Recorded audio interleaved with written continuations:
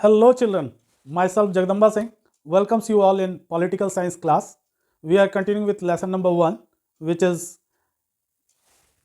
the Cold War and non-aligned movement, and this is the 7th part. इससे previous video में हम लोगों ने डिस्कस किया था द चैलेंज टू बाइपोलैरिटी, और उसमें हम लोगों ने देखा था कि एक जो थर्ड अलायंस के रूप में जो एक अलायंस बना था वो किस तरह से इन दो सुपर पावर्स के अलायंस को चैलेंज किया उसने, उसको हम लोगों ने समझा था। अब उसी चीज़ को आगे बढ़ाते हुए आज के टॉपिक को हम लोग देखेंगे न्यू इंटरनेशनल इकोनॉमिक ऑर्डर, जिसको कहते हैं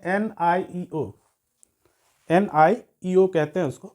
तो उसके बारे में आज हम लोग समझेंगे। तो आइए शुरू करते हैं इसको। The non aligned countries they are more than merely mediators during the cold war. Cold war के दौरान जो नॉन अलाइंड कंट्रीज थी वो मुख्य रूप से एक मध्यस्थता की भूमिका में नजर आई, और जहाँ भी दो सुपर पावर्स के बीच में कॉन्फ्लिक्ट देखने को मिला वहाँ इन लोगों ने उस कॉन्फ्लिक्ट को रिजॉल्व करने में उनकी मदद करते हुए, यानी कि मीडिएट करते हुए नज़र आए। तो एक तरह से ये काम जो था मीडिएशन का, ये एक अच्छा काम तो था ही, लेकिन सिर्फ इसी काम के लिए ये अलायंस बनी नहीं थी। तो आइए देखते हैं कि non aligned countries, a majority of them were categorise as the least developed countries, LDCs। यानी कि इसमें जो कंट्रीज थी, यानी थर्ड अलायंस जो था, जिसको नॉन अलाइन हम लोग कह रहे हैं, ये जो नॉन अलाइन था इसमें ऐसी कंट्रीज थी जो अभी अभी जिनको इंडिपेंडेंस मिला था, और ख़ास करके वो कंट्री थी जो साउथ अफ्रीकन कंट्रीज थी या लैटिन अमेरिका की कंट्रीज थी, जो कि बहुत गरीब थी, बहुत पुअर कंट्रीज थी। तो non aligned countries, a majority of them were categorise as the least developed countries, और इसमें यहाँ पे डेवलपमेंट बहुत ही कम हुआ था। तो इनको किस ढंग से रिकॉग्नाइज किया जाता था? इनको रिकॉग्नाइज किया जाता था लीस्ट डेवलप्ड कंट्रीज के रूप में, कि जहाँ डेवलपमेंट बहुत कम हुआ है, ऐसी कंट्री के रूप में इनको आइडेंटिफाई किया जाता था। तो एक इस तरह के कंट्रीज़ का एक ग्रुप था, ये नॉन अलाइंड कंट्रीज जो थी वो ऐसी लीस्ट डेवलप्ड कंट्रीज़ का एक ग्रुप था। Economic development was also important for their independence of the new countries. New country के रूप में उनको इंडिपेंडेंट बनने के लिए ये जरूरी था कि वो लोग इकोनॉमिकली साउंड बने, इकोनॉमिकली डेवलप करें, ये ज़रूरी था उनके लिए। तो इसमें किस तरह से नॉन अलाइंड मूवमेंट जो था, वो पूरा एलाई जो था, वो किस तरह से मददगार साबित हो सकता था, इस पर विचार अब शुरू हो चुका था। Without sustain development a country could not be truly free, क्योंकि वो लोग इस बात को समझ में उनके आ गई थी बात कि जब तक एक सस्टेनेबल डेवलपमेंट नहीं होगा तब तक कंट्री ट्रूली इंडिपेंडेंट नहीं बन पाएगी। अगर उसको ट्रूली इंडिपेंडेंट बनना है तो उसको इकोनॉमिकली रूप से स्ट्रांग बनना पड़ेगा। ये बातें इन कंट्रीज़ को समझ में आ गई थी। They would remain development on the richer countries including the colonial powers from which political freedom has been achieve. वो बहुत दिनों तक डिपेंड थी ऐसे कंट्रीज पे जो कि उनको गुलाम बना के रखी हुई थी। तो ऐसे कंट्रीज से they would remain dependent on the richer countries. जो रिचर कंट्रीज थी उनके बहुत दिनों तक ये लोग गुलाम बन के रह चुके थे, including the colonial powers from which political freedom has been achieve. और अंततः इन लोगों को पॉलिटिकल फ्रीडम तो मिल चुका था, लेकिन अब समय था कि वो लोग अपने इकोनॉमिक फ्रीडम को भी अचीव कर पाएँ। इसके लिए अब उनको प्रयास करना था, और उसमें हम लोग देखेंगे कि किस तरह से नॉन अलाइन ग्रुप जो था वो मददगार साबित हुआ।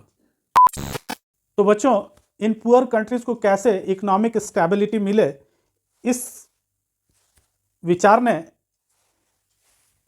ये आइडिया उत्पन्न किया कि a new international economic order should be there, कि एक इंटरनेशनल इकोनॉमिक ऑर्डर बने जो इन पुअर कंट्रीज़ के लिए हेल्प का काम करे।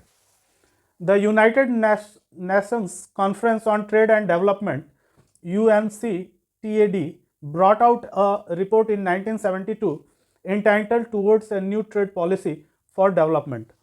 1972 में United national conference on trade and development ने एक रिपोर्ट जारी की जो कुछ रिफॉर्म्स के साथ आई थी। उसको उन रिफॉर्म्स के बारे में हम लोग देखते हैं। The report respond a reform of the global trading system. उसने ग्लोबल ट्रेडिंग सिस्टम के ऊपर कुछ रिफॉर्म्स रिकमेंड किए। उनको हम लोग देखते हैं कि क्या वो रिकमेंडेशंस थे यूनाइटेड नेशंस के। Give the LDCs control over there natural resource exploited by the developed western countries. इस रिपोर्ट का पहला जो तथ्य निकल कर के सामने आया वो ये था कि जो लीस्ट डेवलप्ड कंट्रीज जो हैं इनका जो इकोनॉमिक कंट्रोल है वो इकोनॉमिक रिसोर्स पे जो कंट्रोल है वो इनको दे देना चाहिए जो अभी वेस्टर्न कंट्रीज़ के हैंड में है। यानी कि give the LCDs control over there natural resources. उनके कंट्री में जो नेचुरल रिसोर्सेज हैं उनका दोहन उनको यूज़ वेस्टर्न कंट्रीज़ के द्वारा किया जा रहा था उस समय। और ये प्रपोजल दिया गया रिपोर्ट में कि वेस्टर्न कंट्रीज़ को उनको हैंड ओवर कर देना चाहिए। सारे नेचुरल रिसोर्स पे जितने भी वेस्टर्न कंट्रीज़ के अधिकार हैं वो सारे उनको ट्रांसफ़र कर देना चाहिए और अपने कंट्रोल्स को हटा लेना चाहिए वेस्टर्न कंट्रीज़ को। ये प्रपोजल नंबर 1 था। सेकेंड प्रपोजल था obtain access to western market so that the LDCs could sell their products.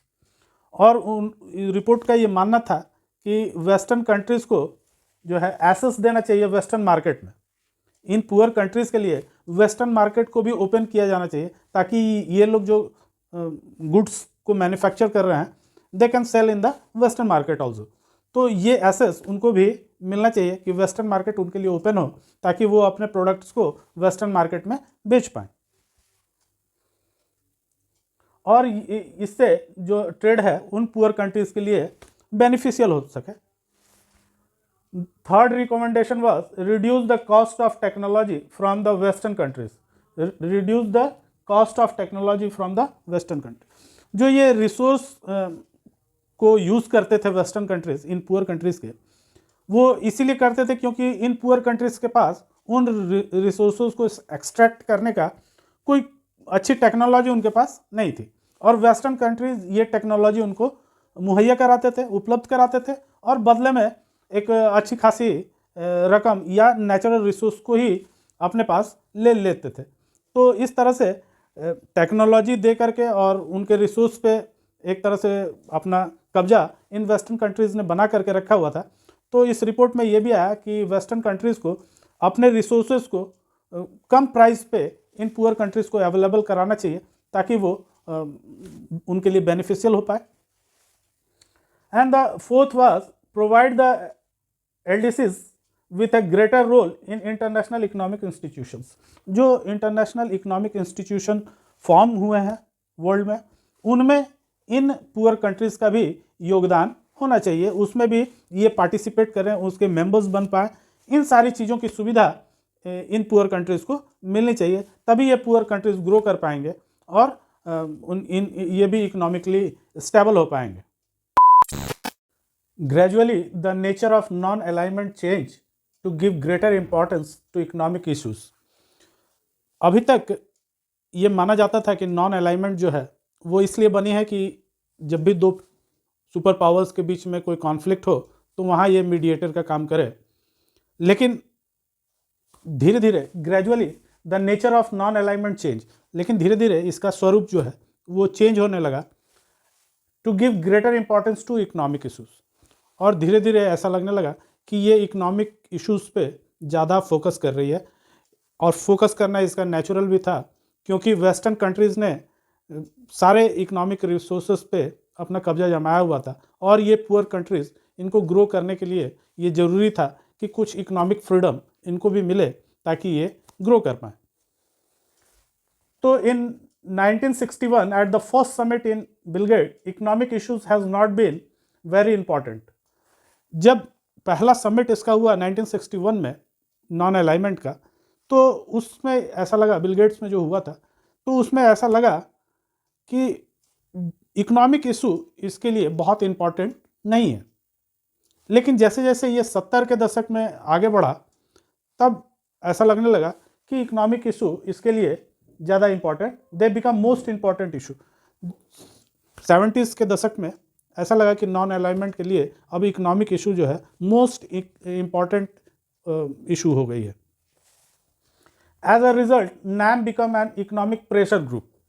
अब धीरे धीरे ये जो नॉन अलाइनमेंट था ये एक इकोनॉमिक प्रेशर ग्रुप की तरह काम करना शुरू कर दिया। तो ये प्रेशर ग्रुप के बारे में हम लोगों ने पहले भी पढ़ रखा कि ये प्रेशर ग्रुप इसलिए बनते हैं कि वो किसी एक इशू पे प्रेशराइज कर पाए। तो ये जो दो सुपर पावर्स थे जिन्होंने इकोनॉमी पे अपना कब्जा किया हुआ था, इनका पकड़ बहुत स्ट्रांग था इकोनॉमिक पे, तो उन दो ब्लॉक्स जो थे उन पर अब ये उनके सामने खड़ी थी नॉन अलाइनमेंट, एक थर्ड ग्रुप की तरह, जो ये मांग कर रही थी कि उनको इकोनॉमिक फ्रीडम दिया जाए। अब यहाँ इन ग्रुप्स के बीच में टसल शुरू हो गया था। एक तरफ वेस्टर्न कंट्रीज थी और एक तरफ नॉन अलाइनमेंट कंट्रीज थी। अब इन दोनों के बीच में नॉन अलाइनमेंट जो थी वो एक प्रेशर ग्रुप की तरह काम करने लगी थी और अपने इकोनॉमिक इश्यूज को लेकर के वो डिमांड कर रही थी कि उनको फ्रीडम दिया जाए।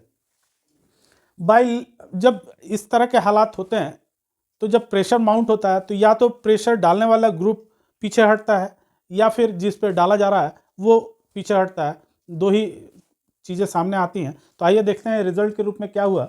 बाय लेट 80s 80 के दशक में the NIEO inverted has faded.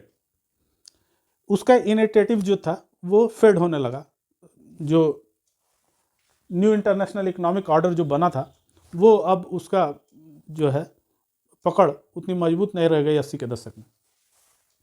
Mainly because of the shift opposition from the developed countries who acted as a unified group while non-allied countries struggled to maintain their unity in the face of his opposition।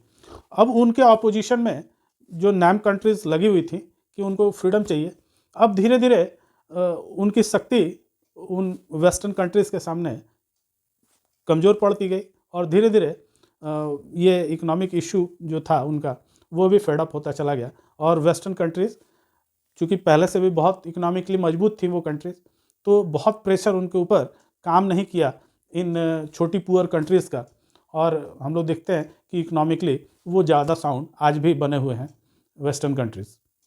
तो बच्चों, उम्मीद है कि आपको new international economic order के बारे में समझ में आया होगा कि किस तरह से नॉन अलाइनमेंट मूवमेंट केवल मीडिएटर के रूप में ही नहीं रहा बल्कि एक थर्ड अलायंस के रूप में उसने इकोनॉमिक इश्यूज़ को भी वर्ल्ड में उठाने का काम किया, राइज करने का काम किया और पुअर कंट्रीज़ को बहुत हेल्प इससे मिला। हालांकि पुअर कंट्रीज़ बहुत प्रेशर माउंट नहीं कर पाई वेस्टर्न कंट्रीज़ पे, लेकिन फिर भी उनको बहुत स्वावलंबी बनने में मदद मिला इकोनॉमिकली। तो बच्चों, उम्मीद है आपको ये समझ में आया होगा। तो शेयर कीजिए दोस्तों के साथ, लाइक कीजिए और सब्सक्राइब कीजिए। Thank you.